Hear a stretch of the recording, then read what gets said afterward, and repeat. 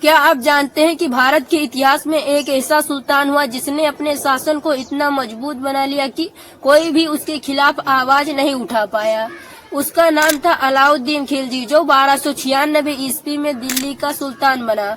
उसने सत्ता में आते ही समझ लिया कि अगर शासन करना है तो व्यवस्था और नियंत्रण पर उसकी पकड़ मजबूत होनी चाहिए। इसीलिए उसने ऐसी नीतियां बनाई जिसने दिल्ली सल्तनत को सबसे शक्तिशाली बना दिया। सबसे पहले बात करते हैं उसकी सैन्य नीति की। अलाउद्दीन खिलजी ने अपने सेना को पहले से कहीं ज्यादा मजबूत बनाया। सैनिकों और उनके घोड़े की पहचान और वेतन का रिकॉर्ड रखा जाता था। इससे भ्रष्टाचार और फर्जी सैनिकों की समस्या खत्म हो गई।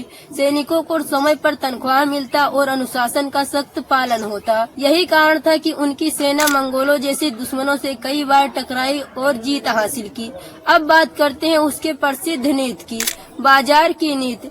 अलाउद्दीन खिलजी ने महंगाई को रोकने के लिए दिल्ली में अलग अलग चीजों के लिए बाजार बनवाए। अनाज, कपड़े और रोजमर्रा की वस्तुओं के अलग अलग भाव तय किए।